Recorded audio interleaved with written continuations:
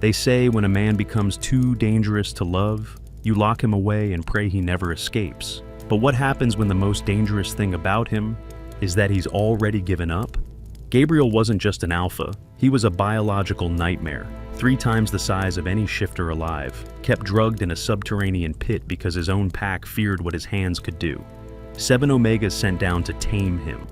3 never came back up. And then there was Lana, a virgin Omega who'd spent 23 years in silence, clutching a vial of poison beneath her tongue, and a plan that would either free her mother's ghost or join it. She descended into that pit expecting a monster. What she found was a man who had blinded himself so he wouldn't have to watch his own hands destroy one more beautiful thing.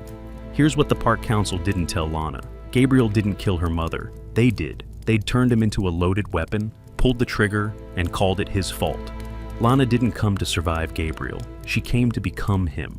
Because the only way to stop a man harvesting grief for immortality is to give him a reckoning he never calculated.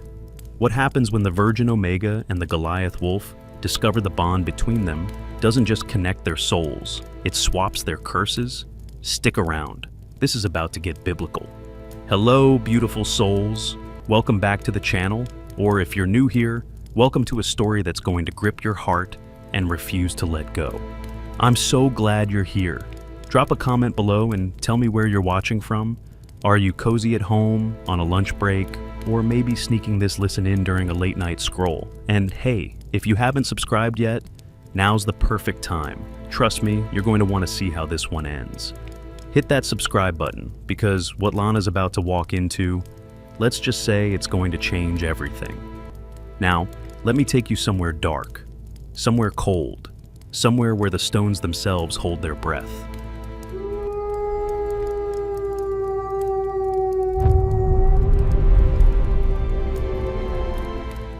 Everyone says when Gabriel walks, the earth remembers what it means to fear. The convent smelled like wax and old prayers. Lana stood at the iron-barred window of her cell, staring out at the silver crags beyond, mountains that cut the sky like broken teeth. 23 years she'd been here. 23 years of silence, of candles, of kneeling until her knees bled onto cold stone floors. 23 years of being told she was pure. She pressed her palm flat against the frozen glass. Her reflection stared back. Pale skin, dark eyes that had seen too much and said too little, hair the color of winter wheat that she kept braided so tight it made her scalp ache. The sisters called her blessed. They called her untouched. They called her the last Virgin Omega in the Silver Crags, as if that made her holy instead of what she really was, a weapon they hadn't figured out how to use yet, until today. The door behind her creaked open. Sister Mara entered, her face carved from the same unforgiving stone as the mountains outside. They've come for you. Lana didn't turn. I know. The council has made their selection. You are to present yourself at the High Hall before sunset. Mara's voice cracked, just slightly, almost imperceptible, almost human. Child, you don't have to do this. Yes, Lana said quietly. I do. Because 6 years ago, in this very convent, her mother had died screaming, Healer Evelyn, the woman who could coax life back into dying flesh with nothing but her hands and her wolf's intuition, the woman who sang while she worked, the woman who smelled like lavender and mountain rain and home, the woman the council sent into the pit to calm the Goliath wolf during one of his frenzies. They had returned her body in pieces. Lana's fingers curled against the glass, nails scraping. The vial tucked beneath her tongue was small, no bigger than her thumbnail, but the hemlock extract inside was potent enough to stop a heart in minutes. She'd stolen it from the apothecary 3 months ago. She'd been preparing for this moment ever since the council announced the new mating trial, a chance to get close to Gabriel, a chance to end him. And then, when the beast was dead, she'd turn the same poison on Zach, the silver-tongued bastard who orchestrated her mother's murder and called it unfortunate necessity. The carriage is waiting, Mara said softly. Lana finally turned. Tell me something, sister. Do you believe monsters can be redeemed? Mara's weathered face tightened. I believe some things are broken beyond repair. Good. Lana's smile was cold and sharp as winter itself. So do I. The high hall loomed like a frozen cathedral, all vaulted ceilings and columns thick as ancient trees. Lana's bare feet, they had made her remove her shoes, some archaic ritual bullshit, slapped against marble so cold it burned. 12 council members sat in a semicircle on their elevated platform, draped in furs and jewels, looking down at her like she was a cut of meat they were deciding how to cook. At the center sat Zach, his silver hair swept back from a face that was all sharp angles and sharper smiles. He was beautiful the way a knife was beautiful, dangerous if you forgot what it was made for. Lana of the Western Convent, Zach's voice rolled through the hall like distant thunder. You have volunteered for the mating trial. Do you understand what this means? She lifted her chin. I understand. You will be taken to the iron-bound pit. You will be sealed inside with Gabriel, the Goliath Alpha, for 3 days and 3 nights. If you survive, if he claims you as mate, the bond will be recognized by pack law. You will become Luna of the Iron-Bound. Zach leaned forward, and something flickered in his ice-blue eyes. Amusement, anticipation. If you do not survive, well, we will honor your sacrifice. Sacrifice. Such a pretty word for murder. I accept the terms, Lana said, her voice steady. A murmur rippled through the council. One of the older women, Counselor Ivy, with her cascade of white braids, shook her head slowly. Child, 7 Omegas have entered that pit in the last 2 years. None have emerged whole. Most have not emerged at all. Then I'll be the first, Zach smiled. It didn't reach his eyes. Brave words. Let us hope your courage tastes as sweet as your scent when Gabriel catches it on the wind.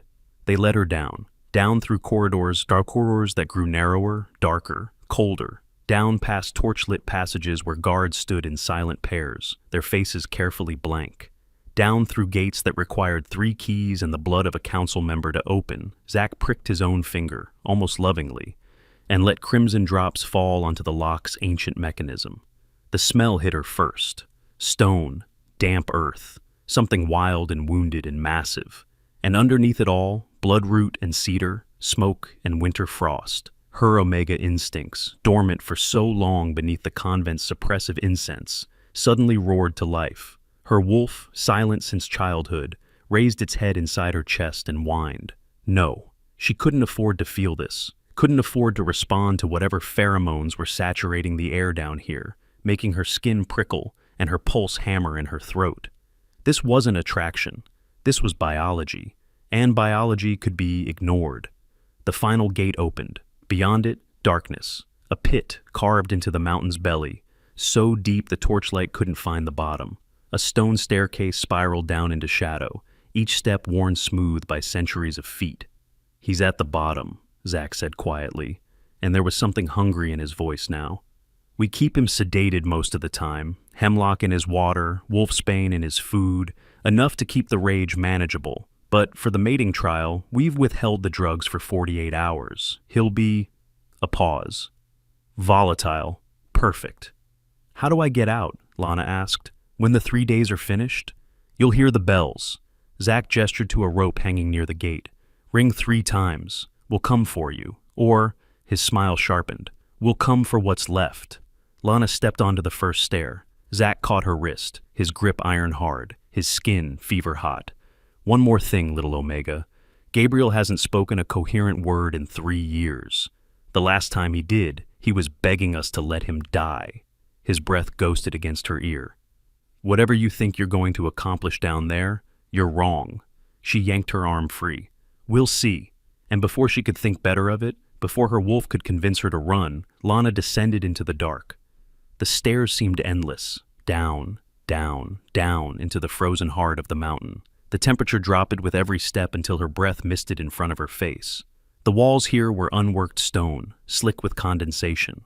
Somewhere far below, she heard the steady drip of water, the distant scrape of something moving. And then a growl, low, deep. It resonated in her bones, in the marrow of her, like the mountain itself was giving voice to some ancient primal fury. Lana's fingers found the vial beneath her tongue, steady. She just needed one opening, one moment when his guard was down, when he lowered his massive head to scent her, or claim her, or whatever brutal instinct would drive him, and she'd bite down. The poison would flood his mouth with her kiss. Poetic, really. Her mother would have appreciated the symmetry. The staircase ended. The pit opened up before her, a circular cavern perhaps 50 feet across, lit by a handful of guttering torches mounted on the walls. The ceiling disappeared into shadow overhead. And in the center of the space, oh gods. They called him the Goliath Wolf, and now she understood why. Gabriel was enormous. Even in his human form, crouched on his haunches against the far wall, head bowed, massive arms wrapped around his knees, he was 3 times the size of any man she'd ever seen. His shoulders were broader than doorways. His hands could have palmed her skull like a child's toy. Muscle corded his frame in brutal, beautiful lines. And his skin, what she could see of it, was a map of scars, claw marks, burn marks, the white, shiny tissue of old silver wounds. His hair fell past his shoulders in tangled dark waves, obscuring his face. He didn't move, didn't acknowledge her at all. Lana took a careful breath. Gabriel? Nothing. She stepped forward, her bare feet silent on the stone. The air down here was thick with his scent. That wild, wounded cedar smoke smell that made her wolf pace restlessly. Gabriel... Lana, they sent me to... I know why you're here. His voice hit her like a physical blow, deep, raw, utterly devoid of hope. And when he finally lifted his head, when the torchlight caught his face, Lana's carefully constructed plan shattered like glass against stone. Because Gabriel's eyes were gone, not closed, not scarred, gone. Smooth skin stretched across the sockets where his eyes should have been, as if he'd been born blind. But she could see the faint surgical marks at the edges, precise, deliberate. He'd done this to himself. You shouldn't have come, Gabriel said quietly, turning his ruined face away. Tell them I reject the bond. Tell them to let you leave.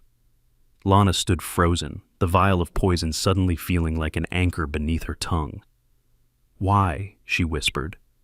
Because I'm tired of breaking beautiful things. The silence in the pit stretched like a living thing. Lana's mind raced. Gabriel's self-inflicted blindness wasn't in any of the council's reports. They'd called him a mindless beast, a creature of pure instinct and rage. But this man, this broken man, spoke with the careful diction of someone who had once spent time with books, not blood. They told me you were a monster, Lana said slowly, taking another step closer. Her wolf whined again, confused by the contradiction between what she'd been told and what crouched before her. Gabriel's laugh was bitter, hollow. They weren't wrong. Then why blind yourself? His massive shoulders tensed. Even sitting, he towered over her, his head level with her chest despite the distance between them. Because I couldn't stand to see their faces anymore. The ones I killed. They visit me in my sleep, but at least when I'm awake, I don't have to watch my hands destroy the next one.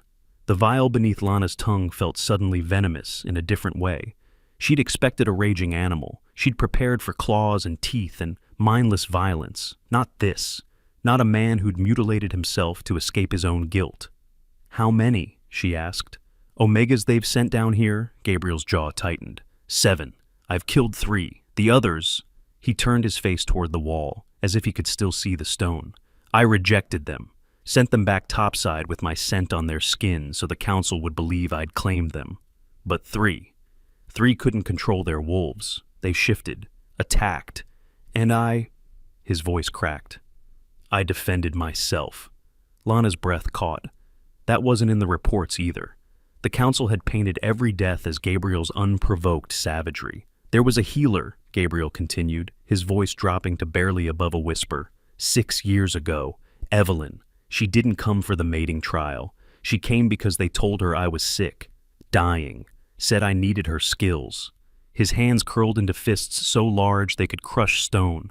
It was a lie. They'd laced my food with something, some compound that sent me into a false rut. I couldn't think, couldn't control the wolf.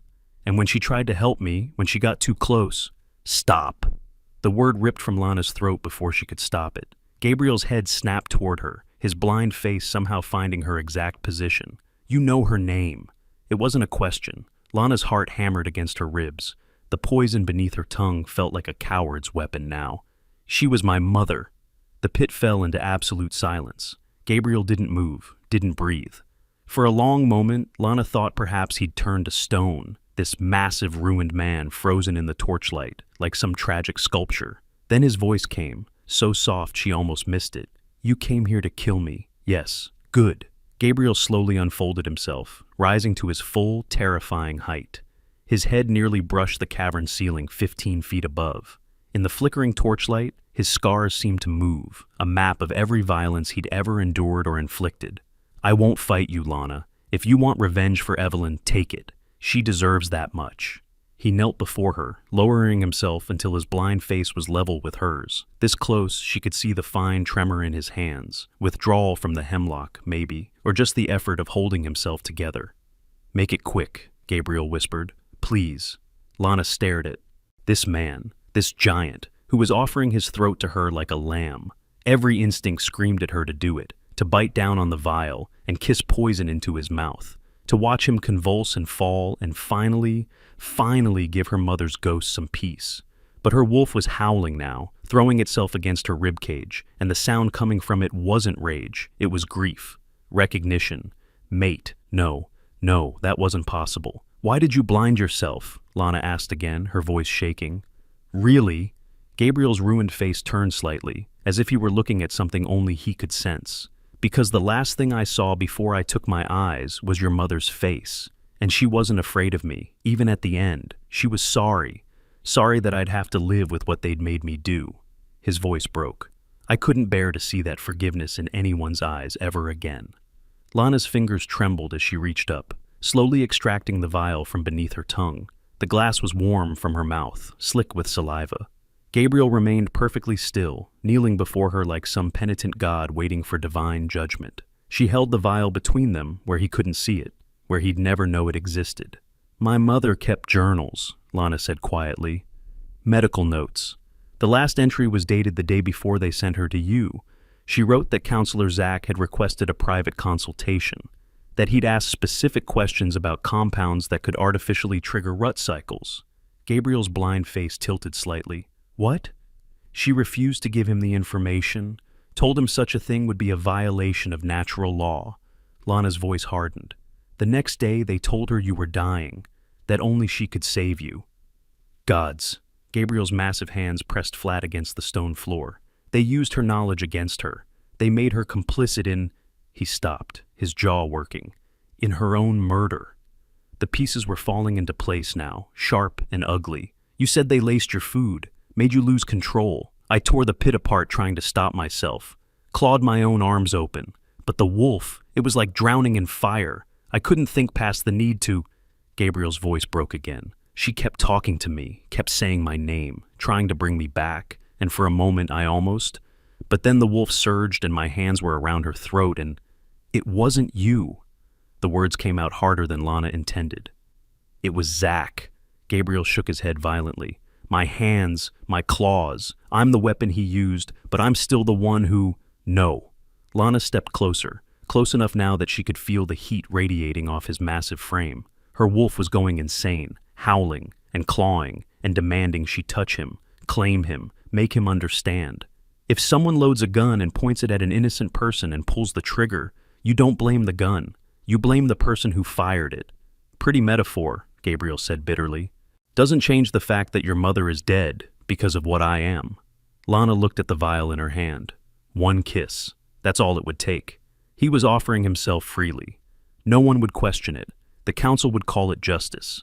She could walk out of this pit with her revenge complete and her mother's ghost finally laid to rest, but it would be a lie, just like everything else the council had built. "Stand up," Lana said. Gabriel blinked, or would have, if he still had eyes. "What?" "Stand up, please." Slowly, confused, Gabriel rose, and rose, and rose, until Lana had to crane her neck back to even approximate where his face was. He was terrifying like this, a wall of scarred muscle and barely restrained power. She understood now why Omegas ran screaming, why the council could paint him as a monster so easily. But she also saw the way his hands shook, the careful distance he maintained, the way he angled his body away from her, even blind, as if afraid his mere proximity might cause harm. "I'm going to do something," Lana said, "and I need you to trust me." "Lana," she grabbed his wrist, or tried to. Her fingers barely wrapped a third of the way around. "Kneel, please." Gabriel hesitated, then slowly lowered himself until they were face to face again. Lana could feel his breath on her skin now, warm and shaky, could see the fine scars around his ruined eye sockets, the surgical precision of his self-mutilation. Then she did the thing her wolf had been screaming at her to do since she entered the pit. She pressed her forehead against his. The bond snapped into place like a thunderclap. Gabriel gasped, his massive body going rigid. Lana felt it too, the sudden, overwhelming rush of him flooding through her veins, his pain, his guilt, his desperate, aching loneliness. And underneath it all, something she hadn't expected. Recognition. Her wolf and his, crying out to each other across the dark. Mate, mate, mate. No, Gabriel choked out, trying to pull away. No, you can't. This isn't too late, Lana whispered. Because it was. The bond was forming, weaving between them like threads of starlight and shadow. She could feel his wolf now, massive and wounded and gentle, nothing like the monster the council described. Why? Gabriel's voice was wrecked. Why would you bond with me? Lana pulled back just enough to look at his ruined face. Because my mother's last words in her journal were, Gabriel is not the enemy. And I think she wanted me to understand that before she died. Gabriel's breath hitched. I don't deserve... Neither do I, Lana cut him off. She held up the vial, letting him smell the hemlock inside. I came here to poison you, to kiss death into your mouth and watch you die. But Zach is the one who deserves that death, not you. Zach, Gabriel's voice went cold, dangerous. He's been orchestrating all of this. Every death, every trial, using you as his executioner. Lana closed her fist around the vial. We're going to stop him. Together. I'm blind, half mad from hemlock withdrawal, and haven't shifted in 3 years. Gabriel's laugh was sharp. What exactly can I do? Lana smiled, and it was all teeth. You're going to be the monster they think you are, just this once, and I'm going to be the hand that guides you. The first night in the pit, Lana learned what it meant to be bonded to a Goliath wolf. Gabriel didn't sleep. He paced the perimeter of the cavern, his massive footfalls echoing off stone, his blind face tracking sounds she couldn't hear. Every few hours, tremors would rack his frame, hemlock withdrawal clawing through his system, and he'd brace himself against the wall, breathing through clenched teeth. Lana watched from where she'd made a nest of old furs in the corner. Through the bond, she felt every spike of his pain, every wave of nausea. It was like being slowly filleted from the inside out. You should rest, Gabriel said without turning. The bond is new. It's pulling too much from you. I'm fine. Liar. But there was something almost fond in his voice. I can feel your exhaustion. It tastes like burnt honey. Lana blinked. You can taste emotions? Through the bond, yes. Yours are... He paused, his scarred brow furling. Complicated. Revenge and regret tangled together. And underneath, fear. Not of me, of what comes next. She pulled the furs tighter around her shoulders. He was right. The bond was exposing her in ways she hadn't anticipated. What do my emotions taste like to you? She asked, curious despite herself. Gabriel was quiet for a long moment. Like winter honey, sharp and sweet and a little bit dangerous. He turned his face toward her. And your wolf tastes like starlight. I didn't know that was possible. Something warm unfurled in Lana's chest. What does yours taste like? Cedar smoke and blood. Gabriel's voice went flat. Ash and old violence. That's not what I'm tasting. Lana stood, crossing the space between them. Through the bond, she could feel him tense, every instinct screaming at him to retreat. Your wolf tastes like pine forests after rain, like ancient things that have learned to be gentle. Lana, how long have you been down here? She interrupted. In this pit, how long? Gabriel's jaw worked. 4 years, since I was 19. Gods. He was only 23, the same age as her. But where she'd spent her years in silent prayer, he'd spent his in drugged darkness, being slowly transformed into the council's monster. Tell me about before, Lana said softly. Before the pit. Who were you? Does it matter? Yes. Gabriel sighed, a sound like wind through mountain passes. I was a scholar, spent most of my time in the archives, translating old texts. His voice caught. I was small then, normal-sized. The growth started when I turned 18, some genetic anomaly the healers couldn't explain. Every month I'd wake up bigger, stronger. My father thought it was a blessing. The council thought it was a weapon. And you? I thought it was a curse. Gabriel's hands flexed. Do you know what it's like to watch your own body betray you, to become something you don't recognize in the mirror? I couldn't touch anything without breaking it, couldn't embrace my mother without fearing I'd crush her. By the time they brought me here, I was already a monster. They just gave me a cage that fit. Lana's throat tightened. Your mother, dead, 2 years ago, fever took her. Gabriel's voice was carefully neutral, but through the bond, Lana felt the grief, a yawning chasm that had never healed. She died believing I was dangerous, that the council was right to keep me locked away. Gabriel, a sound echoed from above, footsteps on the spiral stairs. Gabriel's entire body went rigid. Someone's coming. It's too soon. The trial isn't over for 2 more days. Lana's pulse spiked. Through the bond, she felt Gabriel's wolf surge to the surface, not aggressive, but protective. His body shifted, angling to place himself between her and the stairs. A figure emerged from the darkness, Counselor Zack, immaculate in his silver furs, carrying a torch that made his eyes gleam like ice. Well, Zack said, his voice echoing through the pit. Isn't this touching? The lamb has befriended the lion. Gabriel growled, a sound that vibrated through the stone floor. You're not supposed to be here. Oh, but I am. Zack descended the final steps, his gaze sliding from Gabriel to Lana with predatory interest. I came to check on our little Omega, to ensure she's surviving her ordeal. His smile sharpened. Though I see she's doing more than surviving, you've bonded with him. Lana stepped forward, positioning herself beside Gabriel. What do you want, Zack? To offer congratulations, of course, and a warning. Zack's expression turned cold. The bond you've formed is incomplete. Virgin Omegas require a consummation to fully seal the connection. You have until the bells ring tomorrow at sunset. If the bond isn't completed by then, he paused, letting the threat hang. Gabriel's withdrawal symptoms will intensify tenfold.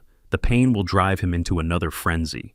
And this time, little Lana, there won't be enough of you left to bury. Gabriel snarled. You're lying. Am I?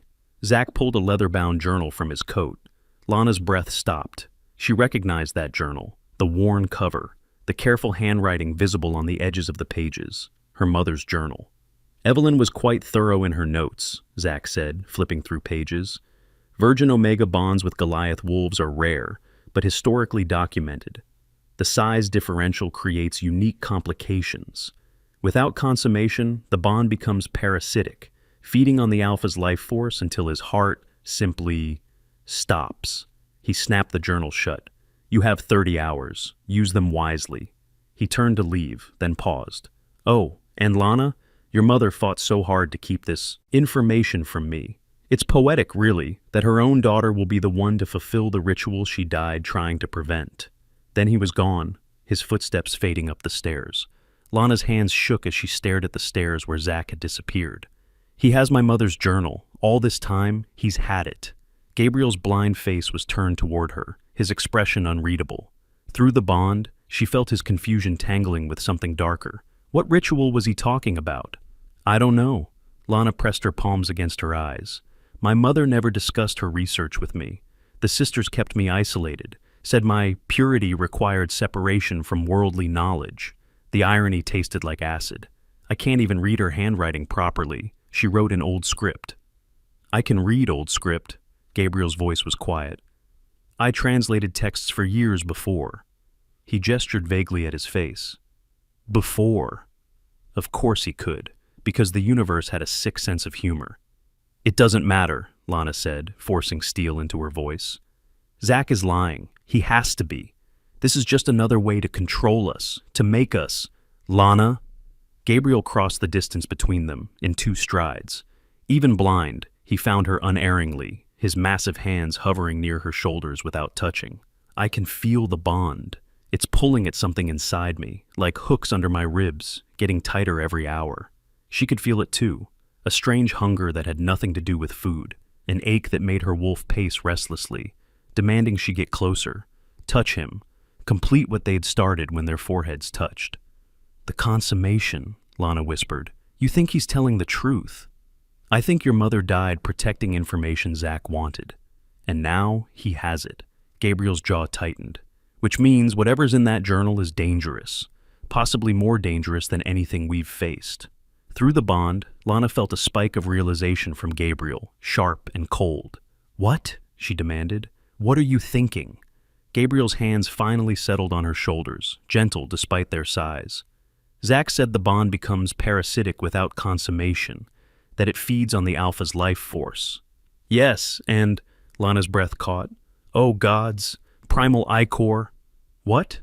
"It's a legend, something the old sisters whispered about when they thought I was asleep." Lana's mind raced, and pieces clicking into brutal place. When a Goliath wolf experiences extreme emotional trauma, grief, betrayal, heartbreak, their body produces a substance called primal ichor. It's supposed to be the concentrated essence of their power, worth more than kingdoms. Gabriel's grip on her shoulders tightened fractionally. "What's it used for?" "Immortality rituals, power transference, dark magic that requires a willing sacrifice of the most potent shifter blood." Lana looked up at his ruined face, horror dawning. "Gabriel, if the bond becomes parasitic, if it starts killing you, I'll be experiencing the ultimate betrayal," Gabriel finished, his voice hollow. "Bonded to my murdered mother's daughter, dying because the connection we formed is poison. Maximum emotional trauma." "Zack orchestrated all of this." Lana's voice shook with fury. "He sent my mother to trigger your first frenzy. He's been sending Omegas to break you, to harvest your grief. And now he's using me, using us, to create the perfect conditions for ichor production. The mating trial was never about producing an heir." Gabriel's hands dropped from her shoulders. "It was about creating a tragedy." Lana felt sick. Every step they'd taken, every choice, Zack had predicted it all. "If we consummate the bond, we might prevent the parasitic effect, but then we're bonded for life, and he loses his ritual." "And if we don't," Gabriel said quietly, "I die in agony, you're traumatized beyond measure, and he harvests enough ichor to make himself immortal." They stood in silence, the weight of impossible choices pressing down like the mountain above. "There has to be a third option," Lana said finally, "something he hasn't accounted for."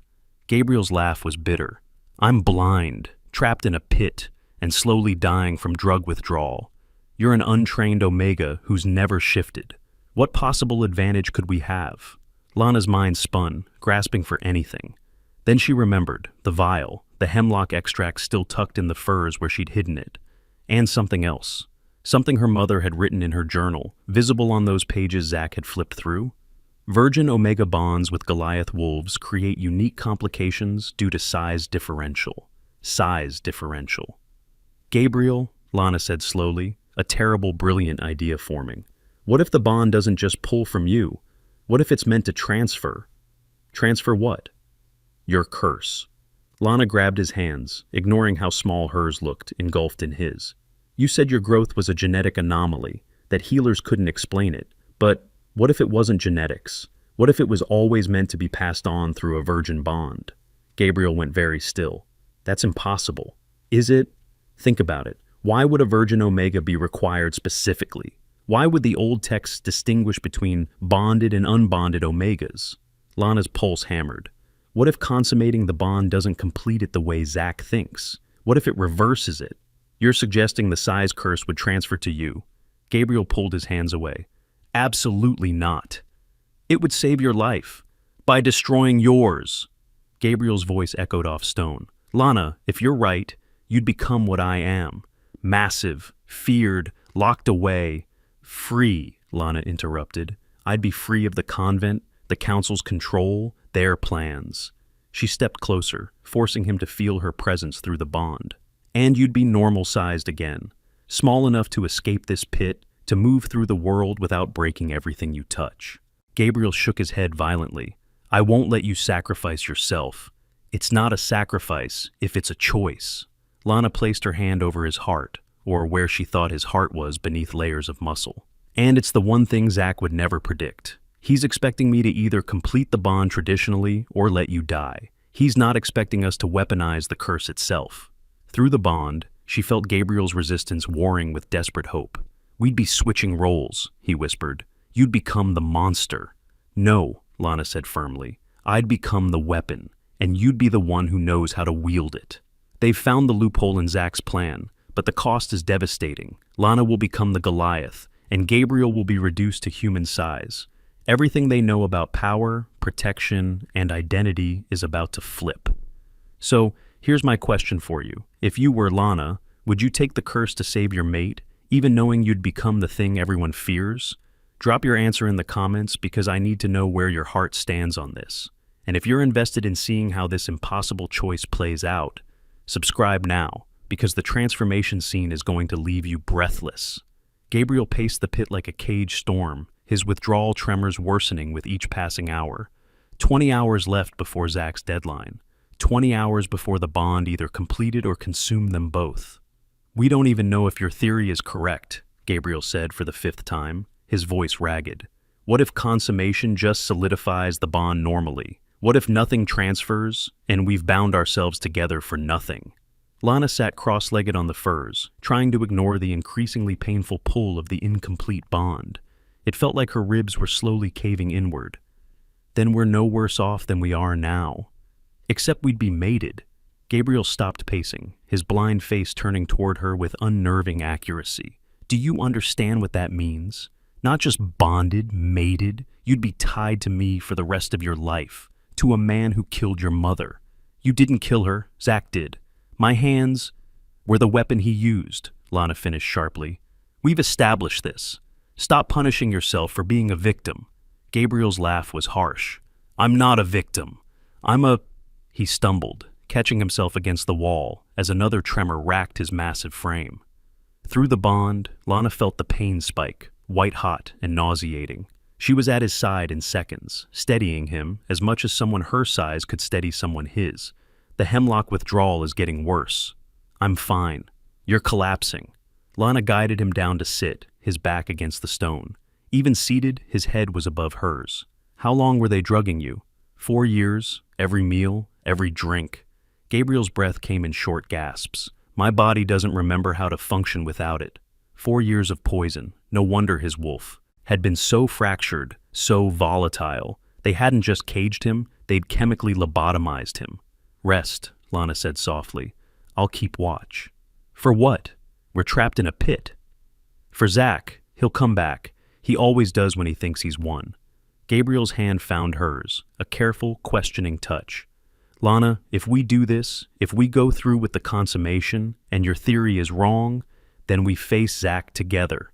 I'd be useless in a fight, blind, human-sized, untrained in my own body." His fingers tightened around hers. "You'd be carrying me." "Good," Lana squeezed back. "It's about time someone carried you." Through the bond, she felt something shift in Gabriel, a softening, a dangerous, fragile thing that might have been hope. Then footsteps echoed from above again, but not Zach's measured stride. These were lighter, faster, multiple sets. Gabriel tensed, his wolf surging to alertness despite the withdrawal. "Guards, at least 6. The first guard appeared at the base of the stairs, a grizzled beta named Cole, his expression carefully neutral. Behind him, 5 more filed into the pit, forming a semicircle. They carried silver chains. "Lana of the Western Convent," Cole said formally. "By order of the council, you're being removed from the mating trial." Gabriel was on his feet instantly, a growl building in his chest. "She has 18 hours left. The trial isn't over." "The council has decided the trial poses unacceptable risk." Cole's eyes flicked to Lana. 3 other Omegas have volunteered to complete the bonding. You're being released." "No." Lana stepped closer to Gabriel. "I'm not leaving." "It's not a request." Cole gestured, and 2 guards moved forward with the chains. "Come peacefully, or we'll drag you." Gabriel's entire body went rigid, his blind face tracking the guards' movements with predatory precision. "Touch her, and I'll rip your spines out through your throats." "You're drugged, blind, and outnumbered," Cole said evenly. "Stand down, Gabriel." Through the bond, Lana felt Gabriel's wolf clawing to the surface, desperate, protective, and utterly reckless. He was going to fight, going to get himself killed defending her from rescue, because it wasn't rescue, it was sabotage. Zach knew they'd figured out his plan, knew they'd found a way to weaponize the curse. So, he was removing Lana, leaving Gabriel to die from the incomplete bond, and then, what? Send another Omega to start the process over?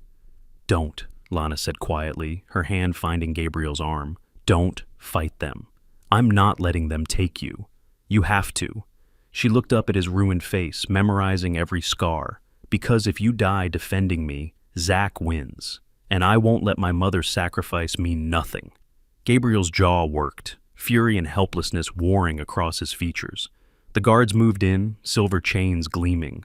Silver, the one metal that could subdue a shifter, burned them from the inside out. "I'm sorry," Cole said, and he actually sounded like he meant it. Orders are orders. The chains went around Lana's wrists, cold and burning simultaneously. Her wolf whimpered, retreating from the pain. Through the bond, she felt Gabriel's anguish, a howl that had no voice.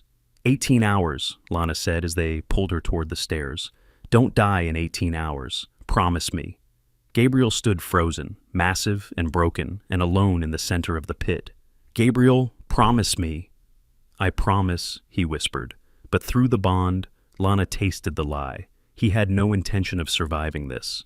The guards dragged her up the spiral stairs, each step taking her farther from Gabriel, from the bond, from any chance of stopping Zack's ritual. The silver burned her wrists raw. Her wolf howled in despair. And somewhere far above, she knew Zack was smiling. They locked Lana in a cell 3 levels above the pit. Small, cold. A single barred window showing the silver crags bathed in moonlight. 16 hours left. She could feel Gabriel through the bond, a distant dimming star. The withdrawal was eating him alive. His pain radiated through their connection like shattered glass working through her veins, and he had stopped fighting it. Lana pressed her forehead against the freezing bars, breathing through the agony. The silver cuffs on her wrists had left blistering burns, but the guards had finally removed them once she was secure. Small mercies. "You should eat something," Lana spun. Sister Mara stood outside the cell, holding a tray of bread and water. The old woman's face was drawn, tired. "How did you get in here?" Lana demanded. "The guards know me. I convinced them you needed spiritual counsel." Mara slid the tray through the bars. "Though I suspect you need something else entirely." Lana stared at the bread. Her stomach churned. "If you came to tell me I should accept the council's wisdom, save your breath." "I came to tell you that your mother was my sister." The world tilted. Lana grabbed the bars for support. "What?" "Evelyn." Mara's eyes glistened. "My younger sister. Brilliant, kind, too brave for her own good.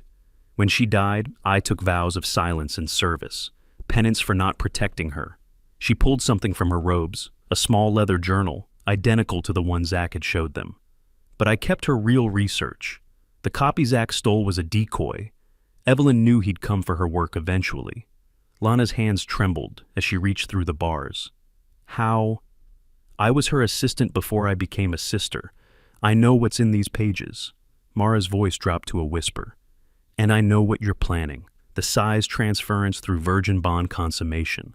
It's real, Lana, but there's something the ritual requires that you don't know." "What?" Mara opened the journal to a specific page, marked with a pressed flower. The old script was dense, complicated, but Lana recognized one word repeated throughout: sacrifice.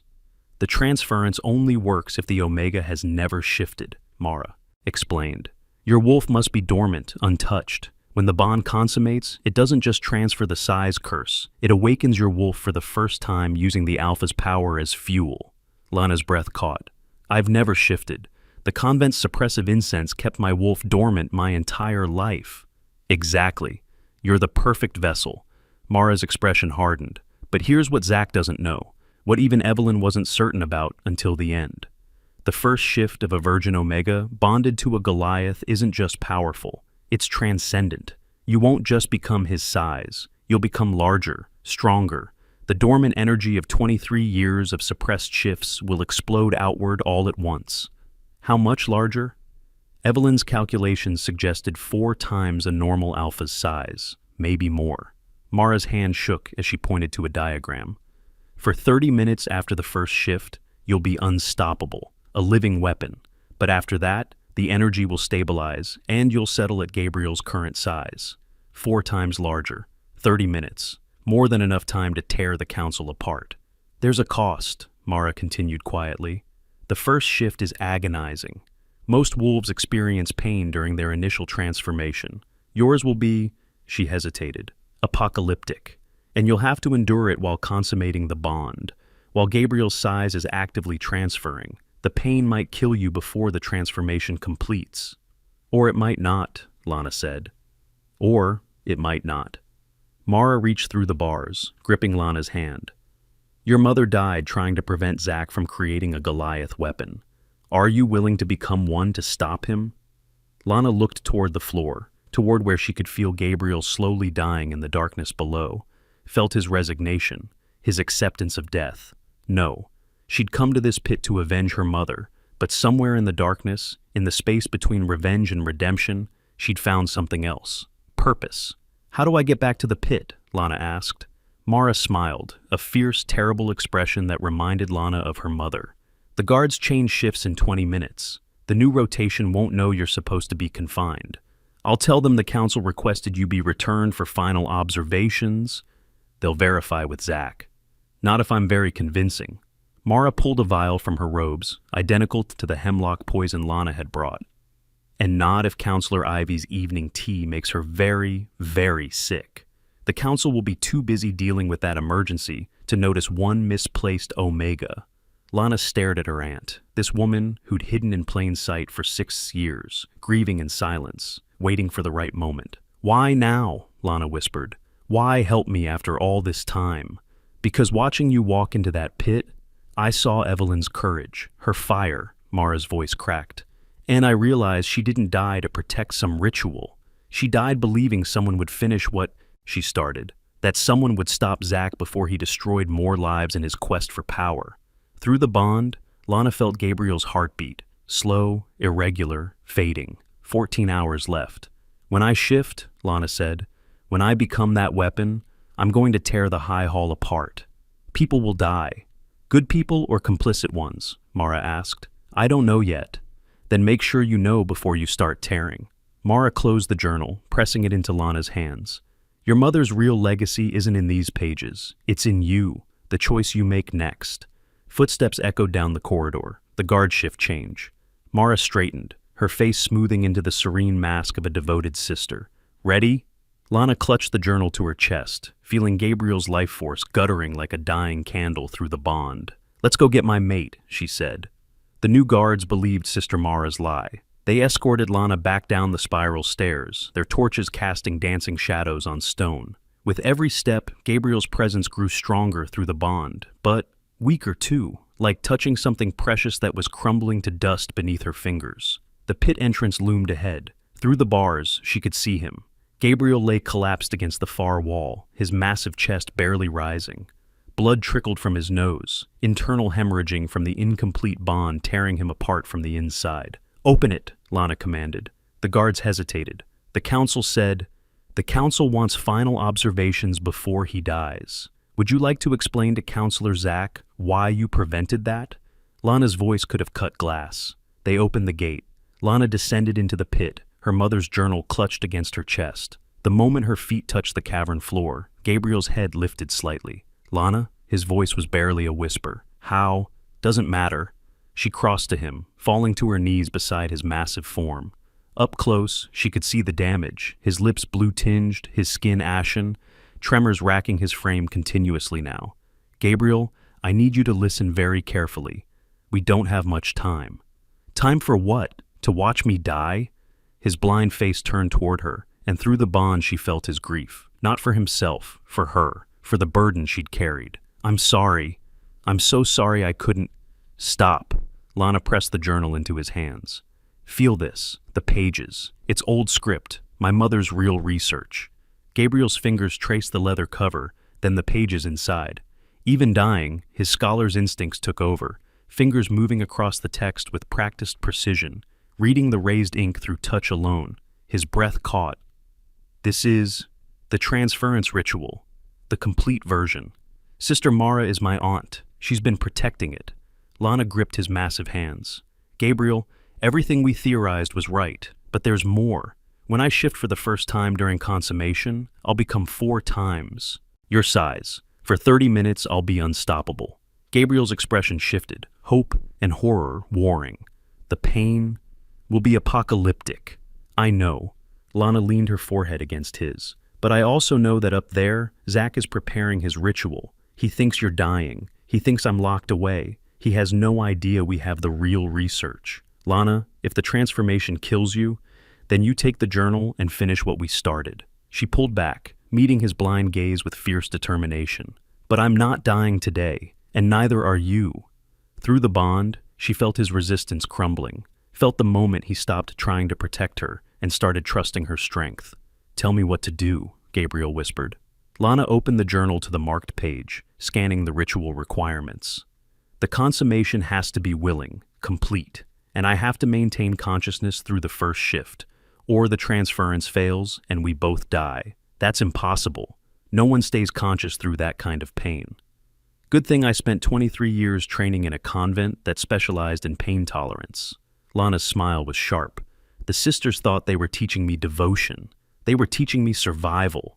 Gabriel's hand came up, cupping her face with devastating gentleness. "You're terrifying. You know that?"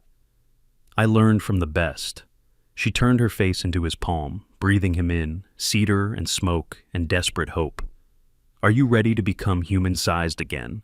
To watch me become the monster?" "You're not a monster." Gabriel's voice was fierce despite his weakness. "You're a reckoning." Lana kissed his palm, then his wrist, following the map of scars up his arm. "Then let's give the council something to reckon with." She felt at the moment of the bond recognize their intent, a surge of heat and electricity that made her wolf howl in anticipation.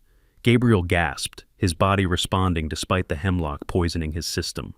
"Now," Lana whispered against his skin, "before we lose our chance." Gabriel pulled her closer, and despite his size, despite everything, he was gentle, like handling spun glass. "If this works, when this works, I want you to know something." His blind face found hers unerringly. "Your mother would be proud of who you've become." Tears burned Lana's eyes. "Tell me that again when we're standing over Zach's corpse. Deal." The consummation began not with passion, but with purpose. Two broken souls, choosing to reshape themselves into weapons. The bond flared, recognizing the completion of its requirements. Lana felt Gabriel's curse begin to move, sliding from him to her like liquid fire through her veins. And then the pain hit, not gradual, not merciful, a supernova of agony that turned her bones to molten metal and her muscles to tearing fabric.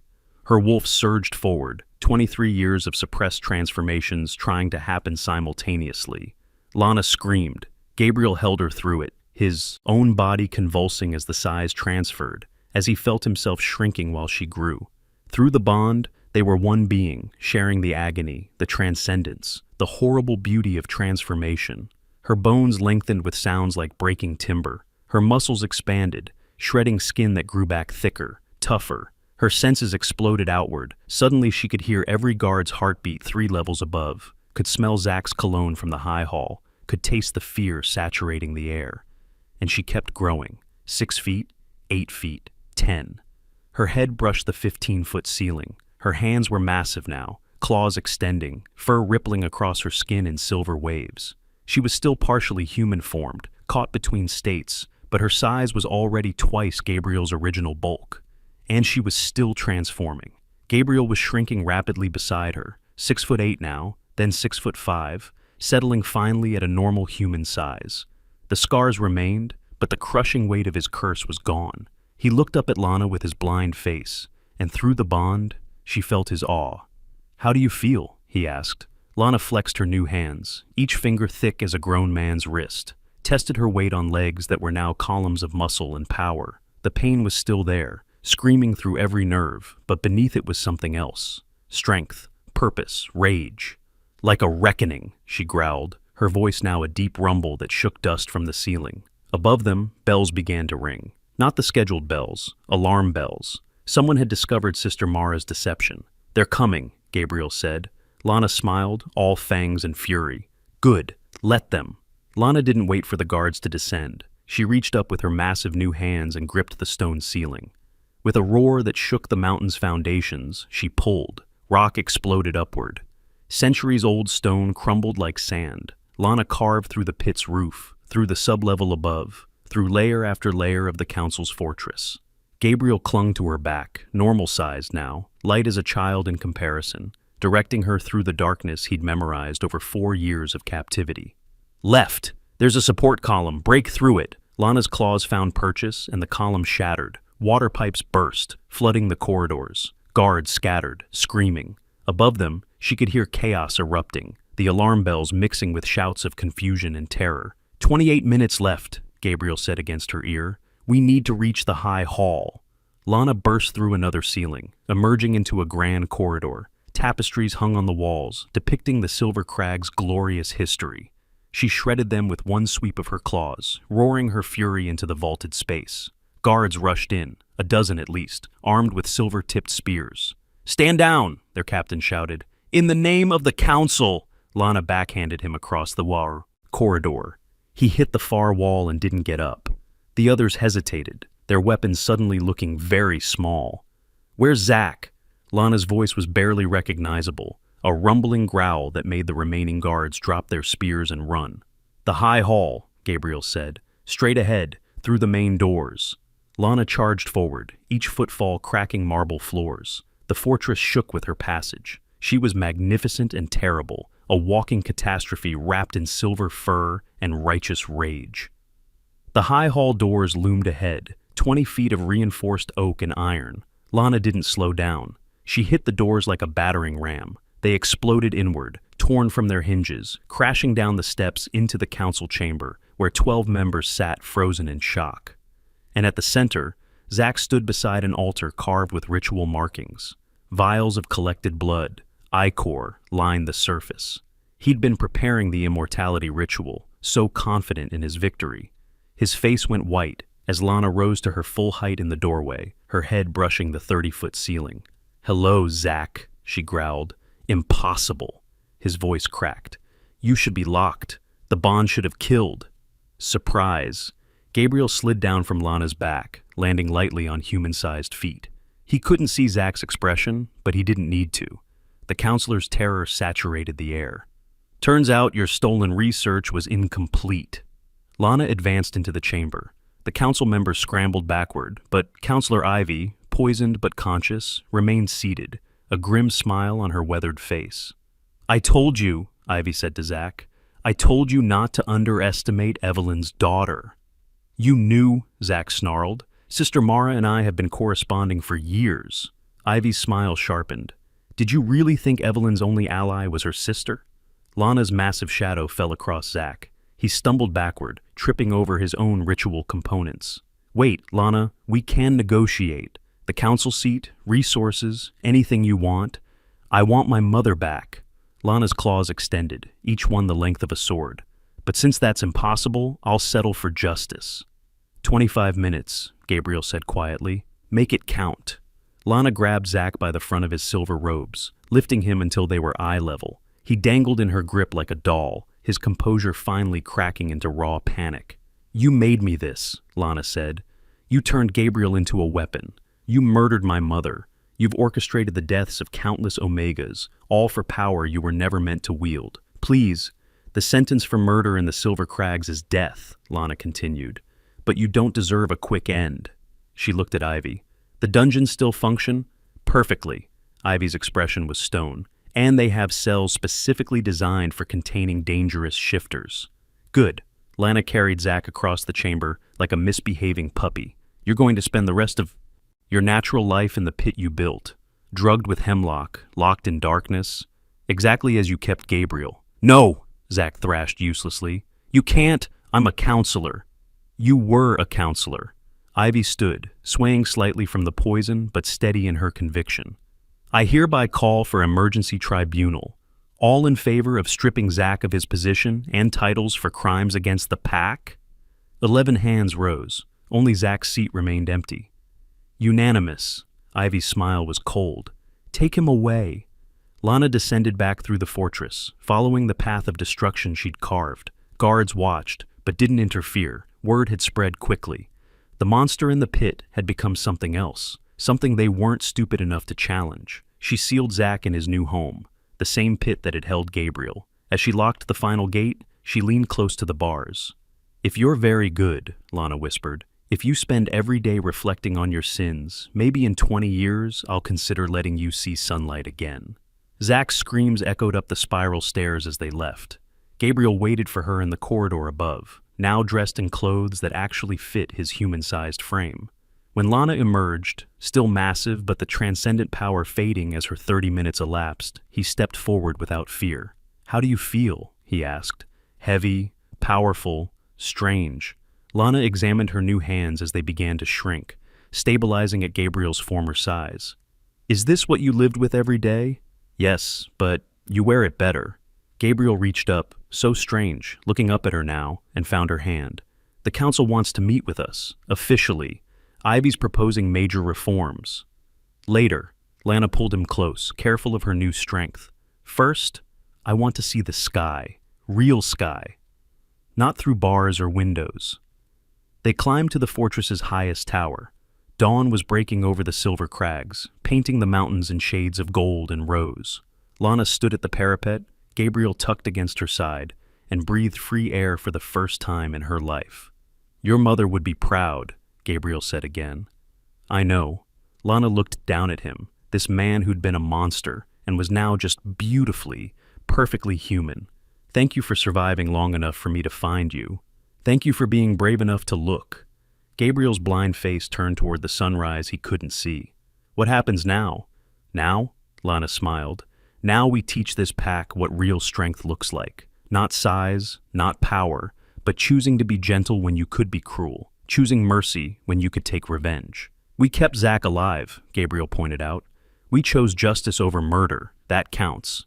Lana pulled him closer, marveling at how perfectly he fit against her now. "Besides, someone needs to make sure he lives long enough to regret everything." Below them, the silver crags awakened to a new day, a day where the Goliath Wolf and the Virgin Omega had rewritten their stories ending, where curses became gifts, where monsters became heroes. And in the deepest pit of the fortress, Zach screamed into darkness that would become his entire world. Justice, after all, came in many forms. Some of them were simply poetic. And there it is, the monster became the hero, the victim became the villain, and love conquered not through breaking the curse but by choosing to carry it together. This story proves that true strength isn't about the size of your body or the power in your hands. It's about knowing when to fight and when to show mercy. It's about choosing justice over revenge, even when revenge would feel so much sweeter. If this story grabbed your heart and reminded you that sometimes the bravest thing you can do is let someone else be strong for you, then subscribe to this channel. Because we're building something here, a community that believes the underestimated can become unstoppable, that curses can become gifts, and that love is always worth the fight. Now, I want you to do something for me. Click that video on your screen right now and dive into the next story, because trust me, what's waiting for you there is going to hit just as hard. Thank you for being here, beautiful souls. Until next time, stay fierce, stay kind, and remember that the best revenge is becoming everything they said you couldn't be. See you in the next one.